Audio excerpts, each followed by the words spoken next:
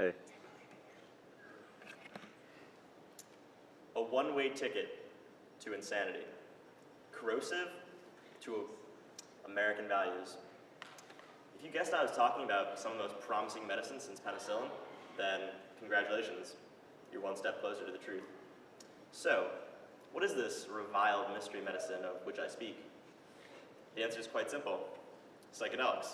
Now, don't get me wrong here. I'm not saying you should run off to the wilderness with a basket full of magic mushrooms in your tapestry collection. What I'm saying is nothing like that. I'm talking about professionally administered, psychiatrist-guided psychedelic sessions. But why should you believe me?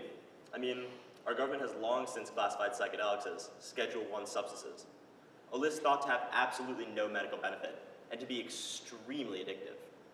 A list that contains other such odious drugs, like desomorphine, which you may know as the Russian synthetic street heroin, and methylene dioxypyrovalerone, which you may know as the zombie craze-inducing bath salts. So, do psychedelics really belong on this list of extremely addictive and extremely harmful drugs? Well, the answer is quite clear, and the research says no.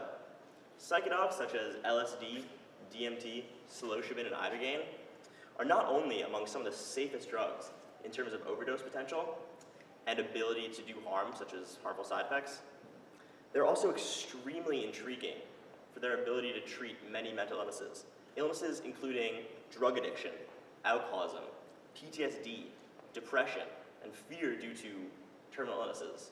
And believe it or not, the list goes on. You know, when in the hands of trained professionals, psychedelics are immensely powerful tools. A single dose of ibogaine can stop all cravings for heroin and methamphetamine for upwards of a year. Even the prestigious journal Nature recently published an article about the overwhelming success when treating veterans with psilocybin, veterans suffering from PTSD. Even Bill Wilson, the co-founder of Alcoholics Anonymous, a man many of you may think would be against drugs, said that LSD could be beneficial for treating alcoholics. But this doesn't mean we can take these substances lightly. I said it before and I'll say it again. Psychedelics are immensely powerful tools. When taken in the wrong setting or even the wrong dose, psychedelics can lose their beneficial effect and sometimes even have deleterious effects on a person's mental condition. Our government was right to want to regulate these substances, but they went about it in a way that was all wrong. By classifying psychedelics as Schedule I substances, a list, like I said, containing other terrible drugs, they took psychedelics out of the hands of those who need them most. And additionally, they made it almost impossible to do research into their benefit. What we need here is a rescheduling. By rescheduling psychedelics as Schedule III or Schedule IV drugs, we'd put them back in the hands of those who need them most. And additionally, we would open up the floodgates into research into their benefits.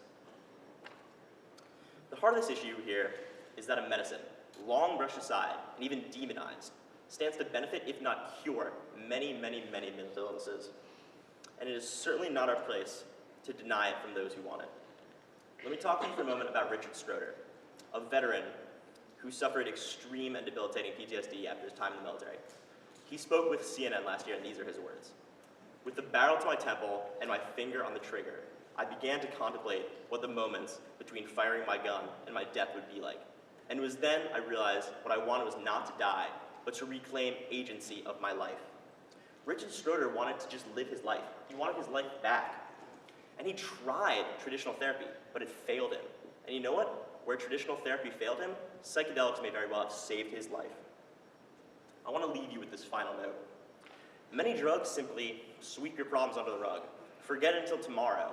You don't have any problems until you come down. And that's not, I repeat, not, I really want to stress this, how psychedelics works. Psychedelics don't allow you to run from your problems. They force you to confront them. And by confronting your problems, many people find that they're able to achieve an inner peace entirely separate from what they would ever be able to achieve on traditional therapy or any kind of antidepressant alone. And I want to thank you all for being here today, because the more people who are willing to open their minds, selflessly open their minds, to things that may not even benefit them, but those around them, and the more who are willing to learn new and even scary things, the closer we are to curing mental illness. Thank you.